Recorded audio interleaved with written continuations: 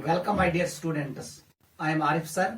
Last class हमने discuss किया crystal field theory, हमने उस पर एक्सरसाइज भी डिस्कस की। आपको पता है जो ये क्रिस्टल फील्ड थ्योरी है, इसने bonding, magnetic movement and colour of coordination compounds को इन डिटेल एक्सप्लेन किया, लेकिन इसके भी कुछ लिमिटेशंस थे। लाइक इसने कहा जो स्पेक्ट्रोकेमिकल सीरीज है उसमें जो लिगेंड्स का जो ऑर्डर है it is based on field strength. उसका मतलब ये हुआ जो लिगेंड जिस पे नेगेटिव चार्ज है वो स्ट्रांग होना चाहिए, और जिस लिगेंड पे कोई नेगेटिव चार्ज नहीं है, जो न्यूट्रल है, वो वीक लिगेंड होना चाहिए। लेकिन ऐसा नहीं है। हमने देखा कार्बन मोनोऑक्साइड न्यूट्रल लिगेंड है, लेकिन ये सबसे स्ट्रांग है। और जो नेगेटिवली चार्ज लिगेंड्स थे, लाइक हमारे पास कौन थे? आयोडाइड, ब्रोमाइड, क्लोराइड, फ्लोराइड, ये सभी वीक फील्ड लिगेंड्स थे। इसका मतलब है क्रिस्टल फील्ड थ्योरी ने ये एक्सप्लेन नहीं किया as per CFT negatively charged ligands should be strong field ligands while as neutral ligands should be weak field ligands. लेकिन ऐसा नहीं है, क्रिस्टल फील्ड थ्योरी ने ये पॉइंट एक्सप्लेन नहीं किया। Second point, crystal field theory ने कहा जो बॉन्ड होता है लिगेंड और मेटल के बीच में ये आयनिक इंटरेक्शन होता है। लेकिन बहुत सारी थ्योरीज है जिसमें हम ये कहते हैं ये बॉन्ड पार्शियली कोवलेंट कैरेक्टर का होता है। उस थ्योरी का नाम है लिगेंड फील्ड थ्योरी। इसका मतलब है क्रिस्टल फील्ड थ्योरी ने covalent character of metal ligand bond को एक्सप्लेन नहीं किया, इसलिए नई थ्योरी दी गई जिसका नाम है ligand field theory and molecular orbital theory. वो हमारे सिलेबस में नहीं है। हमारे सिलेबस में सिर्फ 3 थ्योरीज है। एक है Werner's coordination theory, second is valence bond theory, third is crystal field theory.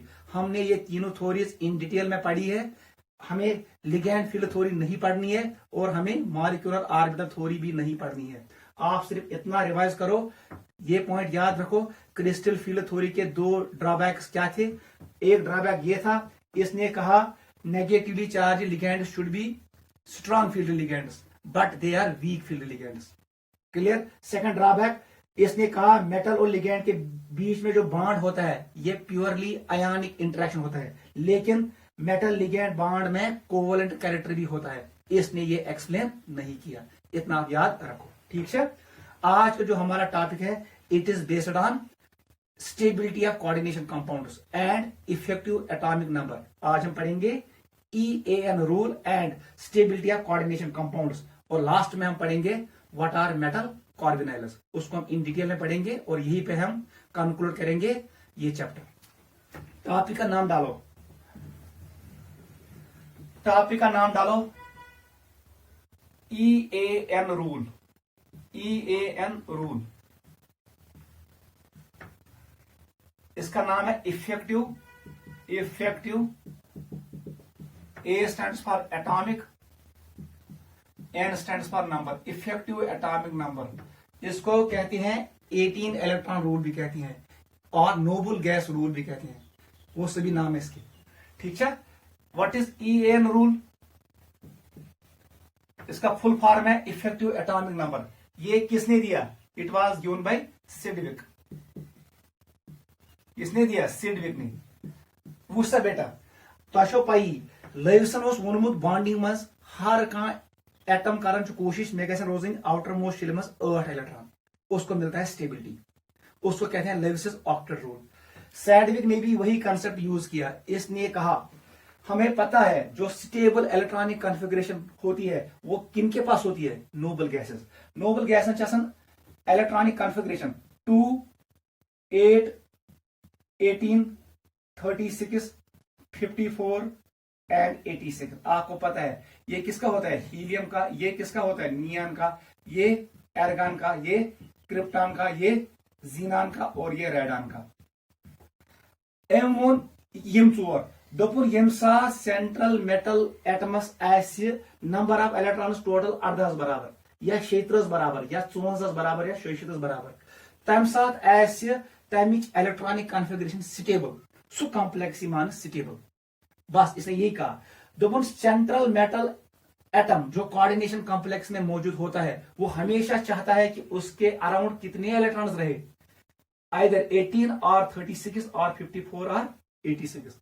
अगर चमोने main central metal atom like मेरे पास है आयरन, आयरन को नजदीक 36, ये कोशिश करेगा, आयरन एटम कोशिश करेगा इसके अराउंड टोटल इलेक्ट्रॉन्स रहे कितने, नियरेस्ट नोबल गैस 36। आईसी अगर मीन पैलेडियम, पैलेडियमस पन एटॉमिक नंबर 46, वो कोशिश करेगा कि उसके अराउंड टोटल इलेक्ट्रॉन्स रहे किसके बराबर 54, नियरेस्ट नोबल गैस। इसी रूल का नाम है इफेक्टिव एटॉमिक नंबर। समझ आवा, क्वेश्चन बट याद था, जो हमारे पास कॉम्प्लेक्स में सेंट्रल मेटल एटम होता है ये हमेशा कोशिश करता है कि इसके पास रहे कितने इलेक्ट्रॉन्स, या 18 या 36 या 54 और 86। इसी रूल का नाम है effective atomic number, so that it stability increases. पहले आप यही पॉइंट लिखो, लिखो definition, according to this rule, according to this rule, according to this rule central metal atom, according to this rule central metal atom tries to have nearest noble gas electronic configuration. According to this rule central metal atom in a complex, according to this rule central metal atom in a complex tries to attain or have, जो आपकी मर्जी, tries to attain nearest noble gas configuration and it will increase its stability। Note करो, समझ आवा, ये rule one central metal atom in a complex tries to attain nearest noble gas configuration and it will increase its stability, इसकी stability बढ़ जाती है। Go, अब हमें कैलकुलेट करना है what is effective atomic number. ये हम कैसे कैलकुलेट करते हैं, क्वेश्चन कैसे आएगा, या आपको कहेगा वो कौन सा कॉम्प्लेक्स ज्यादा स्टेबल है कौन कम स्टेबल है। यह कॉम्प्लेक्स में ए रोल गस ओबे स्टेबल, यह कॉम्प्लेक्स में ए रोल गस डिसओबे लेस स्टेबल। दो पॉइंट ही वो आपको कॉम्प्लेक्स देगा, कहेगा किस में ई एन रोल ओबे होता है किस में ई एन रोल डिसओबे होता है। आप फार्मूला यूज करोगे, ये टोटल इलेक्ट्रॉन दे रहे हैं बराबर नियरेस्ट नोबल गैसेस, ये बराबर यहाँ तहत गैस ओबे, ये total electron on central metal atom ऐसे ने यह बराबर किया तहत गैस ये डिसओबे। थर्ड पॉइंट हम वही डिस्कस करेंगे, calculation of E A N rule. Basically ये कौन सा रूल है, स्टेबिलिटी रूल। आई मीन अको मकसद छु स्टेबिलिटी गैस कॉम्प्लेक्स गसन increase. Calculation of E A N rule, लिखो calculation of E N rule, calculation of effective atomic number. पूछा बेटा हमारे पास क्या है, ये सेंट्रल मेटल एटम है, इसके अराउंड है मैंने लिगेंड्स रखे एन, जनरली आसन लिगेंड्स या 4 या 6। L is a monodentate ligand, ठीक है, कोऑर्डिनेशन नंबर जनरली 4 और 6। पूछा बेटा वही आप सबसे पहले देखो इस पे अपने इलेक्ट्रॉन्स कितनी है, उसका मतलब है इसका एटॉमिक नंबर कितना है वो Z। अगर इसका कोई पॉजिटिव ऑक्सीजन स्टेट है उसका मतलब इसने इलेक्ट्रॉन्स लॉस किया, माइनस ऑक्सीडेशन स्टेट। लेकिन कौन सा ऑक्सीजन स्टेट, पॉजिटिव वाला। गो यम साथ Z वैसे oxygen state, this mean number of electrons of metal, number of electrons on metal, ये मेटल के अपने इलेक्ट्रॉन्स है, अच्छा it is number of electrons on metal. Plus कर दो, प्लस कर दो लिगेंड से कितने इलेक्ट्रॉन्स आ गए, electrons donated by ligands, electrons donated by ligands. ये बेटा वालों ये लिमन दोन जमा करने जो ये वैल्यू आता है इसी को कहते हैं इफेक्टिव एटॉमिक नंबर। नोट करो फार्मूला,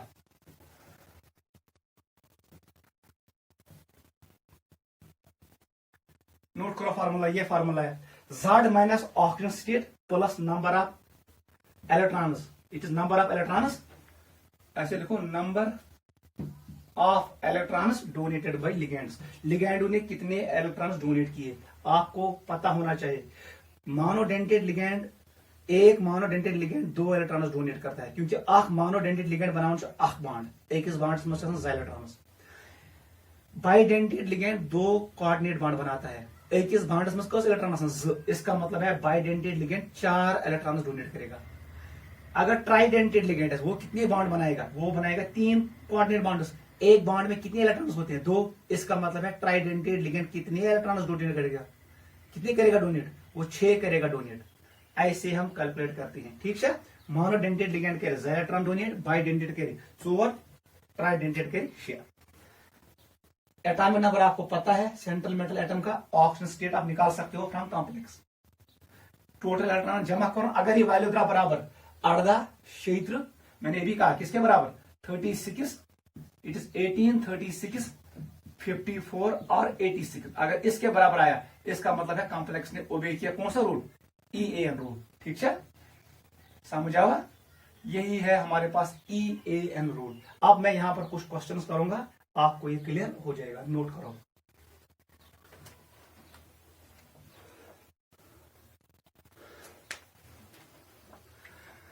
अच्छा और बेटा 18 इलेक्ट्रॉन रूल और नोबल गैस रूल और इनर्ट गैस रूल, वो आप खुद लिखोगे। It is also called inert gas rule और नोबल गैस रूल और 18 इलेक्ट्रॉन रूल, ठीक है। और इफेक्टिव एटॉमिक नंबर किसने दिया, सिडविक ने दिया। अब यहां पर हम क्वेश्चंस करेंगे, आपको बताना है कहां पर ये ओबे होता है, कहां पर ये वायलेट होता है। जिस कॉम्प्लेक्स में EAN रूल ओबे होता है वो स्टेबल कॉम्प्लेक्स है एज पर सिडविक, लेकिन ये जरूरी नहीं है। आज के दौर में ये आउटडेटेड रूल है, आप सुन चलानी रूल क्या ये साथ ही सिडविक ने रूल जो तम साथ कम कॉम्प्लेक्सेस गई डिस्कवर, तम लगो यू कंसेप्ट तम साथ चलियो ये, आज ये वैलिड नहीं है। तो इस पढ़ना आया कुछ फॉर्मल चार्ज कंसेप्ट, वो भी आउटडेटेड कंसेप्ट है, ऐसे ही ये भी आउटडेटेड कंसेप्ट है। Effect Lewis octet theory is outdated, उसके बहुत सारे लिमिटेशंस है, इसके भी बहुत सारे लिमिटेशंस है, लेकिन हमें पढ़ना है। वो सब बेटा कैसे करोगे, फर्स्ट कॉम्प्लेक्स इसने दिया, पहला कॉम्प्लेक्स हमने ऐसे लिखा K4FeCN होल 6। वहां से बेटा ये कह रहा है ओबे किम, बता दो इसका एटॉमिक नंबर क्या है, Z का वैल्यू क्या है 26। वहां सा ऑक्सीजन स्टेट क्या है इसका, आप करोगे इसको रिमूव कर दो, यहां पर आएगा -4 आएगा, अंदर कहीं -6, वन सा -6 कूता वैसे ताकि हर कहीं चढ़ी -4, आयरन शुड बी इन +2, इसका मतलब है ये +2 है। Cyanide is a unidentate ligand, बस करो कहानी खत्म, इसको बताओ बेटा जल्दी। EAN rule is equal to, it is 26 -2 plus how many electrons, एक मोनोडेंटेड लिगेंड 2 देता है, but how many monodentate ligands are here 6, 6 2 12, इसका मतलब है 24 + 12 = 36। इसने ओबे किया, इसका मतलब इस कॉम्प्लेक्स ने ओबे किया EAN रूल, समझो, नोट करो। दोयम कॉम्प्लेक्स K3FeCN होल 6, वन से बेटा करे ओबे कितना, सबसे पहले निकालो एटॉमिक नंबर Z, आयरन का कितना होता है 26, बताओ ऑक्सीजन स्टेट कितना होगा, अब होगा ये +3, आप कर भी सकते हो, आप करो खुद। वन सा EAN रूल किसके बराबर आएगा, EAN रूल बताओ, इट इज 26 -3, फार्मूला याद है, formula Z -OS oxygen state, plus कर दो हाउ मेनी यूनिडेंटेड लिगेंड्स 6 है, एक यूनिडेंटेड लिगेंड 2 इलेक्ट्रॉन्स देता है, 2 × 6 ये आएगा 23, इसको कर दो +12 ये आएगा 35। इसका मतलब है इस कॉम्प्लेक्स ने EAN रूल को ओबे नहीं किया, यहां पर क्रॉस मारो, नोट करो M को ओबे किया।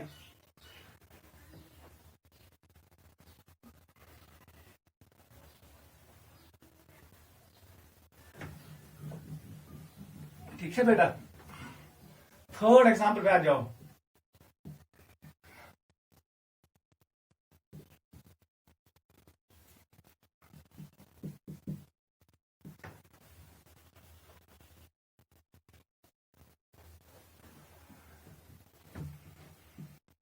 ऐसे करो, कौन सा बेटा ओबे के सेकंड डिसोबे, जल्दी बताओ।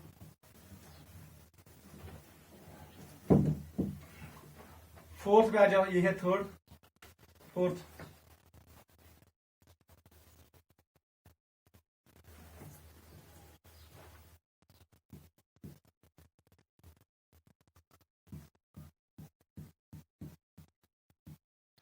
बताओ बेटा जल्दी इन दो का। पैलेडियम का एटॉमिक नंबर होता है 46। वन सा इसका क्या है ऑक्सीडेशन नंबर, ये रिमूव कर दो, यहां पर आएगा चार्ज, कितना चार्ज आना चाहिए +4, इसका मतलब इसका ऑक्सीजन स्टेट है +4। बस कहानी खत्म। इफेक्टिव एटॉमिक नंबर का बराबर नहीं, यस बराबर 46 -4, इसको ऐड कर दो। मोनोडेंटेड लिगेंड है, कितने टाइम्स है 6 टाइम्स, इसका मतलब है it is 42 + 12, it is 54। Effective atomic number बराबर 54, इसने ओबे किया। ये नियरेस्ट नोबल गैस कॉन्फ़िगरेशन है किसका, पैलेडियम का। अब नजदीकी हो आ जाओ इस पे। पैलेडियम का एटॉमिक नंबर है, इसका Z वैल्यू किसके बराबर है 78। बता दो ऑक्सीजन स्टेट क्या है इसका पैलेडियम का, रिमूव कर दो इसको, यहां पर आएगा 2 अंदर का जो माइनस है, इसका मतलब ये क्या है +4, इसका मतलब ये +4 है। बस कहानी खत्म। EAN रूल किसके बराबर आएगा, ये आएगा 78 को माइनस कर दो 4 प्लस कर दो, how many ligands 6 monodentate ligands है। एक मोनोडेंटेड लिगेंड 2 इलेक्ट्रॉन्स देता है। कारसा सालो it will be 72 plus it will be 74 + 12, ये आएगा किसके बराबर 86। इसका मतलब है इसने भी ओबे किया। Both of this complexes obey EAN rule, note करो।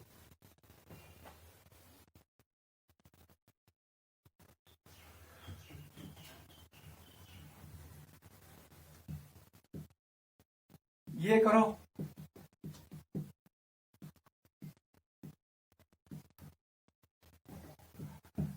फिफ्थ एग्जाम्पल करो जल्दी। कहा था जल्दी बेटा।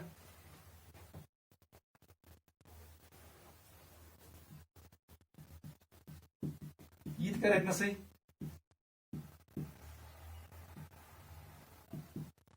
किससे किस्त, ठीक है, नोट किया, गुड।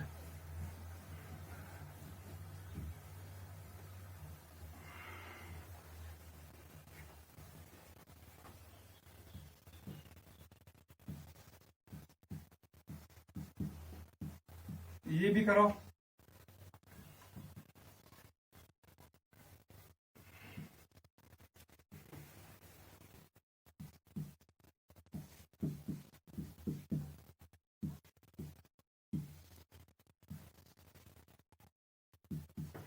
करो बेटा, कहा से बेटा जल्दी। ये 4 एग्जांपल्स, वहां से जल्दी। What is the atomic number of cobalt, इसका Z वैल्यू किसके बराबर है, Z इज 27। बता दो ऑक्सीजन स्टेट कोबाल्ट का, इट इज +3। अब मैं लंबा नहीं खींचूंगा, वो सब बेटे ये मकला 57 वाल से कस 3 कस गई 24 2 मानो 2 × 6 गो 12 गो 24 + 12 क्षेत्र, ये ओबे करेगा, खुद करना। क्लियर, 57 वसन 3 गो 24, योर 12 इलेक्ट्रॉन, आख लिगेंड दी 2 इलेक्ट्रॉन, मगर 6 लेट 6 2 12 गो 24 + 12 इज 36। इस पे आ जाओ। कोबाल्ट एटॉमिक नंबर बता दो Z, इट इज 27। लेकिन ऑक्सीजन स्टेट बता दो इसका क्या है, इट इज +2। वाल सा 57 Z 5 × 10 5 + 2 क्या है 5। चलो हम 6 कर देंगे इसको, चलो 6 कर दो। कोसिनस 5 + 12 इट इज 37, ये डिसओबे करेगा। क्लियर, ये ओबे नहीं होगा यहां पर। क्लियर हुआ? हर गो ओबे, वन गो डिसोबे, क्योंकि यहां पर 25 प्लस होगा 10 प्लस होगा 12, इट इज 37, ओबे नहीं है। अब यहां पर आ जाओ, पोटेशियम, पहले बताओ कॉपर का एटॉमिक नंबर क्या है? इसका जेड वैल्यू है कॉपर का, देख बेटा, कॉपर टू जेड वैल्यू 29।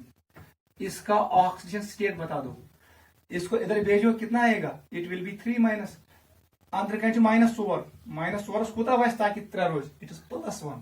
इसका मतलब है copper is in +1 oxygen state. तह मतलब गो टोटल इलेक्ट्रॉन्स कत मेटलस पे वाल सा 29, इट इज 28।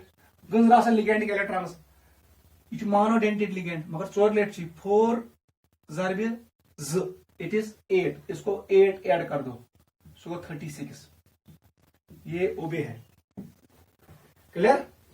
ये ओबे करेगा। अब इस पे आ जाओ, वन सा कॉपर का एटॉमिक नंबर कितना है? अभी हमने पढ़ा, इसका एटॉमिक नंबर जेड वैल्यू किसके बराबर? सर 29। कॉपर का ऑक्सीजन स्टेट क्या है यहां पर? +2। इसका ऑक्सीजन स्टेट है +2 के बराबर, इट इज 2+। वन सा तेल कच इलेक्ट्रॉनस कॉपरस मज? 29 - 2, इट इज 27। सतो बता दो लिगेंड से कितने इलेक्ट्रॉन्स आ रहे हैं? 2 × 4, इट इज 8। इसको ऐड कर दो, ये आएगा 35। ये ओबे नहीं है, ये डिसोबे। समझ आवा? ये कहने ओबे क्या, ये कह ओबे, ये ओबे नहीं करेगा, ये वाला ओबे करेगा। These are examples of EAN rule. अब मैं आपको घर के लिए कुछ क्वेश्चन दे रहा हूं, वो घर में सॉल्व करना। इथे पे कर तिम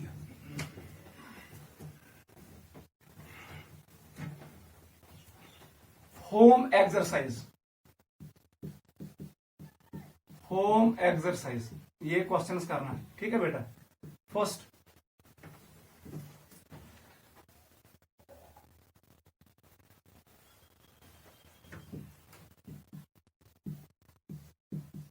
आप इनको चेक करना।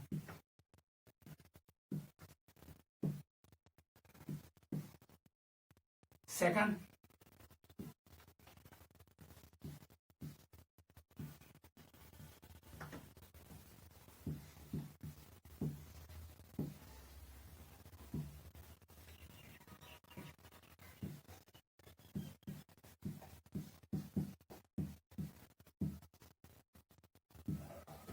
घर में चेक करना।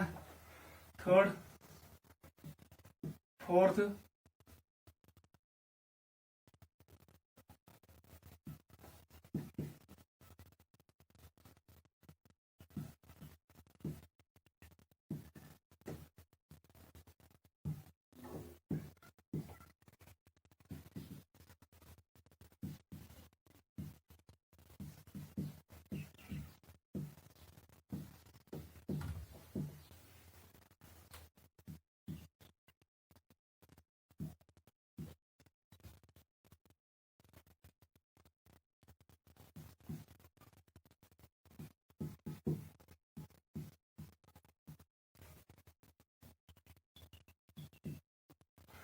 ये कॉम्प्लेक्सेस आप घर में सॉल्व करना, ठीक है बेटा? इनको चेक करना। वहां भी आज क्वेश्चन ये आपके लिए होंगे एक्सरसाइज, नोट करो।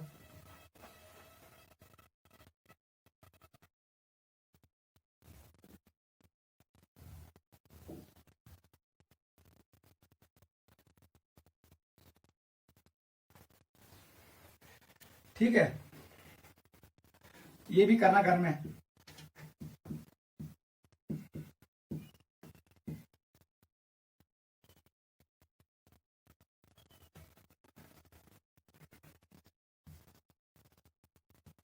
ये भी घर में करना।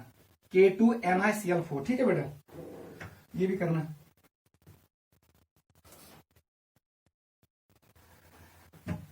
ठीक है, आप देख, एक दो क्वेश्चन और मैं शो करूंगा। तलवान यथमस गिसा ओबे किन डिसोबे, आप मुझे यहां पर बताओ, इसमें ओबे है या डिसोबे?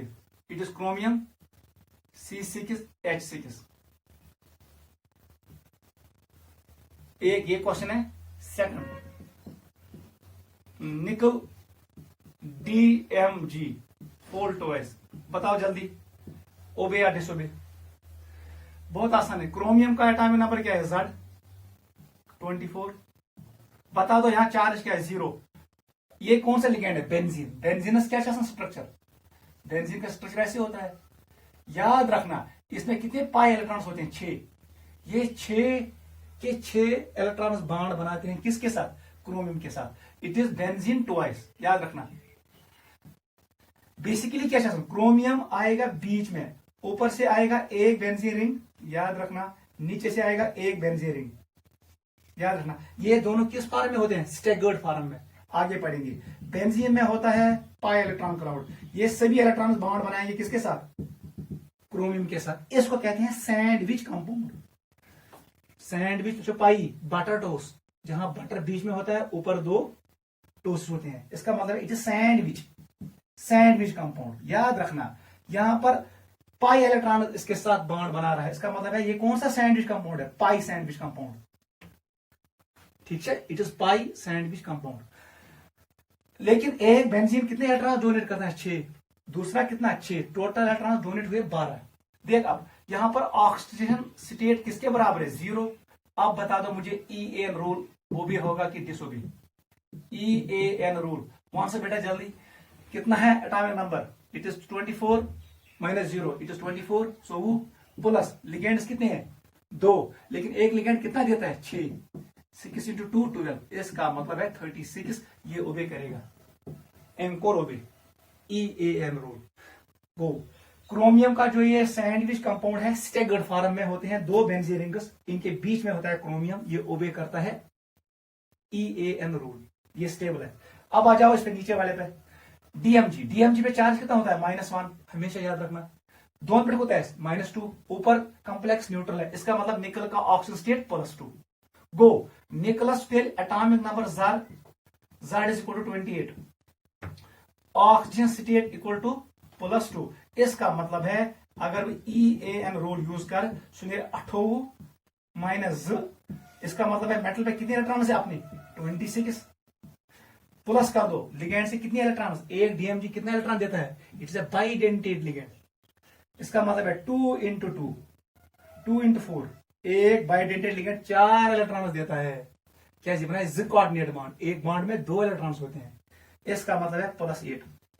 बता दो वैल्यू किसके बराबर, इट इज 34। ये ओबे नहीं करेगा, निकल DMG कॉम्प्लेक्स, निकल DMG वाला कॉम्प्लेक्स EAN रूल को ओबे नहीं करता है, नोट करो।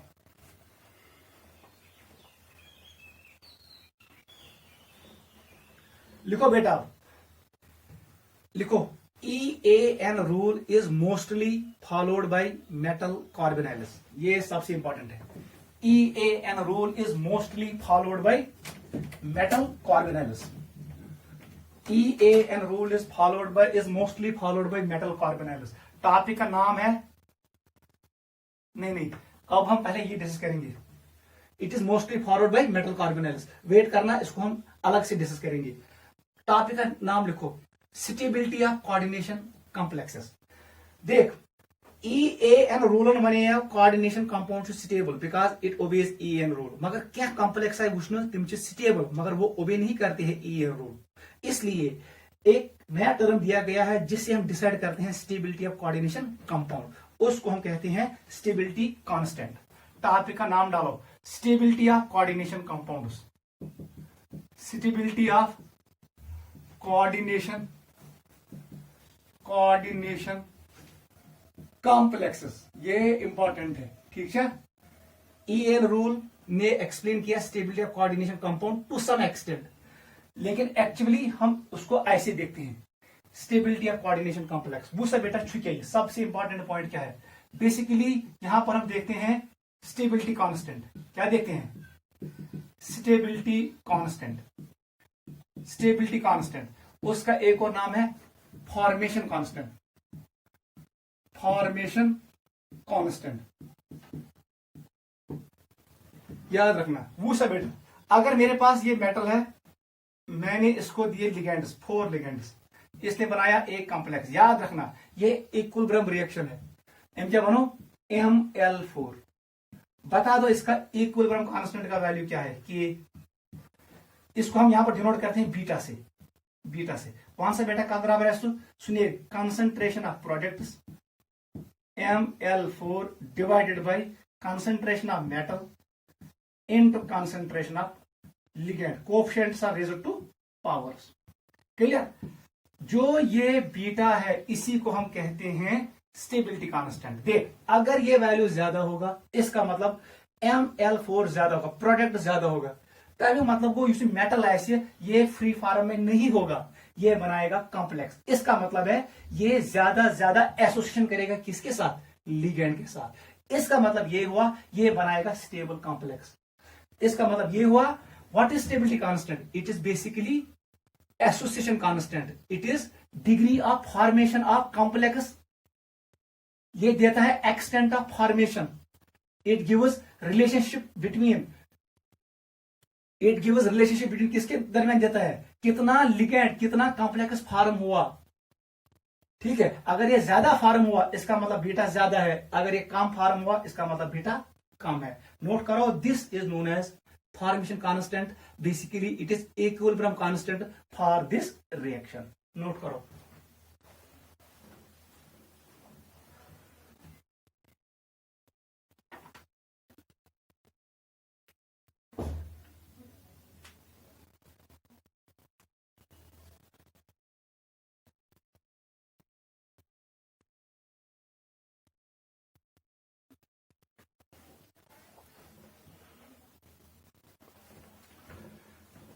लिखो बेटा, नीचे लिखो, stability constant refers to the degree of association between two species in the solution. Degree of association between two species in the solution. Point number 2 लिखो, it gives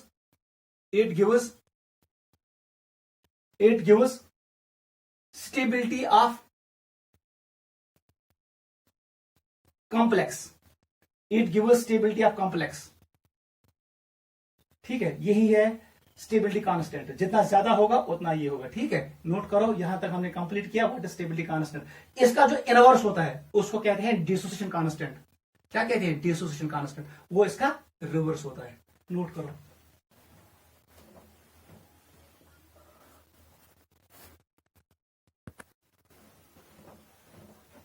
गो क्लियर? ये लिखो थर्ड पॉइंट लिखो, the magnitude of stability constant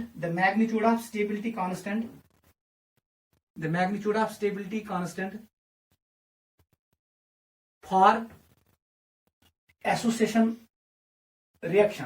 association reaction. The magnitude of stability constant for association reaction represents stability of complex. समझ आवा? जितना value equilibrium constant का होगा इस रिएक्शन के लिए, बीटा का वैल्यू इस रिएक्शन के लिए अगर वो ज्यादा है तो ये कॉम्प्लेक्स स्टेबल है. अगर बीटा का वैल्यू है come for this reaction is an association reaction, क्योंकि यहां पर दो स्पीसीज है, मेटल आयन एंड लिगेंड. अगर ये बीटा का वैल्यू ज्यादा है इसका मतलब ये कॉम्प्लेक्स ज्यादा स्टेबल है. अगर बीटा का वैल्यू कम है then this complex is less stable. याद रखना, stability constant is basically formation constant. Clear? और ये बेसिकली होता है equilibrium constant for this association reaction. अब देख बेटा हम कैसे करेंगे इसको एक्सप्लेन. वो सर अगर से बनाई मेनिश लिगेंड, ये मेरे पास है मेटल आयन, मैंने इसको पहला लिगेंड दिया. वहां से बेटा क्या बनाई? It will form ML. बता दो इसका इक्विलिब्रियम कांस्टेंट किसके बराबर आएगा? K1. इसको कहते हैं इंडिविजुअल स्टेबिलिटी कांस्टेंट. वहां से क्या बराबर नहीं, concentration of ML products divide by concentration of reactants. वहां पर क्या है? It is M and L. Clear?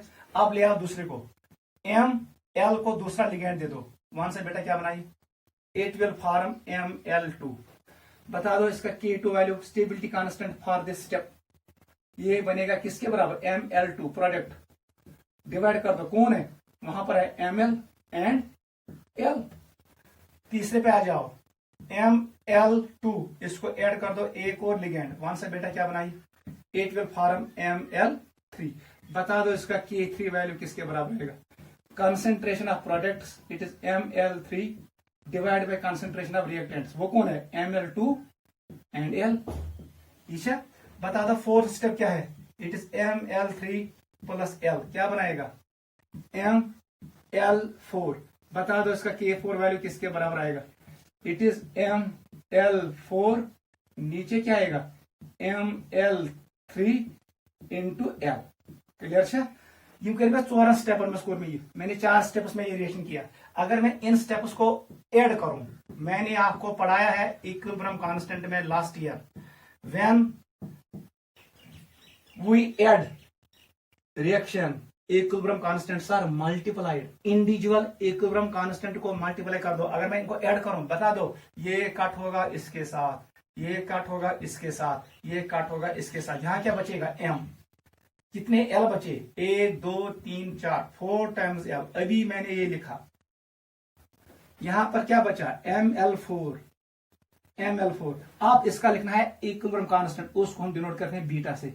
बता दो किसके बराबर है? इट इज, अगर इनको मल्टीप्लाई करेंगे वो निकलेगा बराबर, चलो छोड़ो, वो निकलेगा बराबर K1 into K2 into K3 into K4। Note करो, go. Overall stability constant is product of individual stability constant. फिर से मैं कह रहा हूं, overall stability constant beta is product of, और it is multiplication of individual stability constant. इनको multiply करो, वही निकलेगा ओवरऑल स्टेबिलिटी कांस्टेंट। जितना ये ज्यादा होगा उतना स्टेबल कॉम्प्लेक्स होगा, जितना ये वैल्यू कम होगा उतना कॉम्प्लेक्स लेस स्टेबल होगा। नोट करो, क्लियर हुआ? देख बेटा, अगर मैं इसको मानू, मेटल को मैं मानू कॉपर +2, याद रखना, लिगेंड को मैं मानू अमोनिया, वो घर में करना, पाने गए बनाओ पहले ये, फिर बनाओ सेकंड, फिर थर्ड, फिर फोर्थ, आप बना भी सकते हो। फाइनल क्या आएगा? फाइनल रिएक्शन क्या बनेगा? यहां पर आएगा copper +2, how many ligands? 4 times ammonia. Clear है बेटा?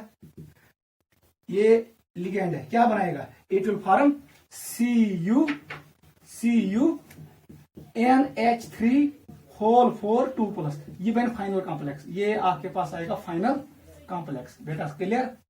ये फाइनल कॉम्प्लेक्स क्लियर? आप घर में करोगे, ठीक है?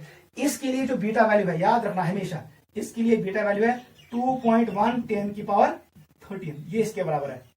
इसका मतलब है इसका स्टेबिलिटी कांस्टेंट बहुत ज्यादा है, it's a stable complex.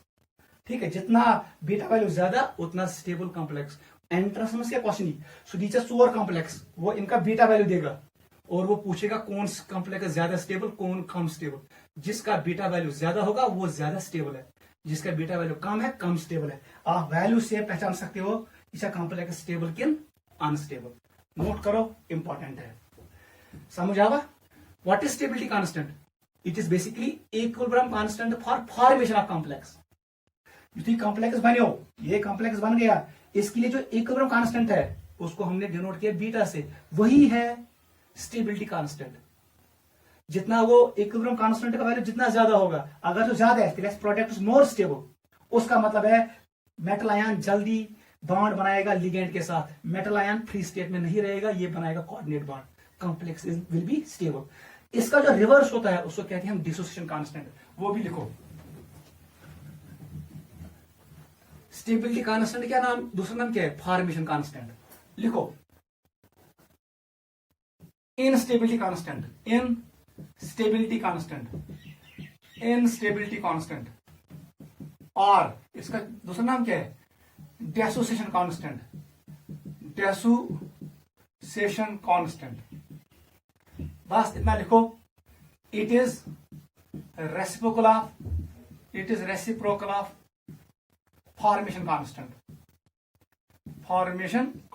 Note करो,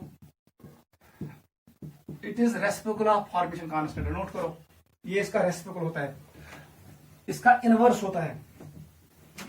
लिखो क्वेश्चन, आप कोई क्वेश्चन करो। बस एक और पॉइंट याद रखो, पहले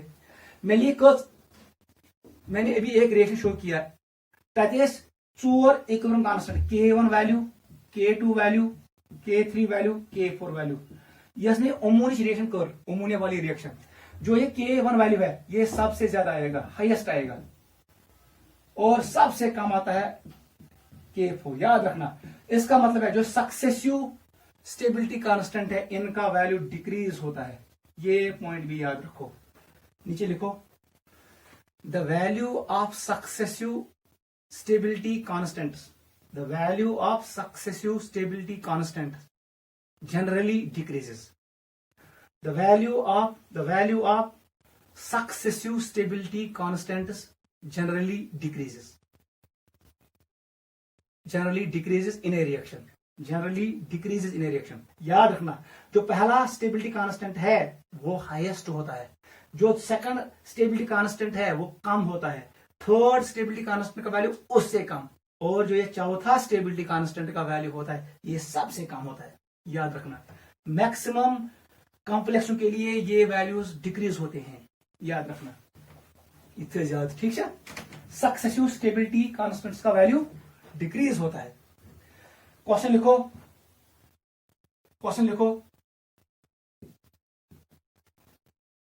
the formation constant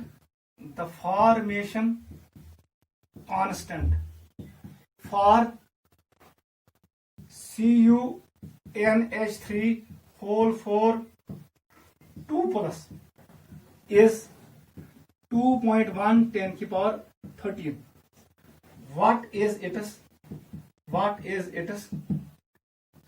dissociation constant? बताओ जल्दी, सॉल्यूशन लिखो। अभी मैंने कहा डिसोसिएशन कांस्टेंट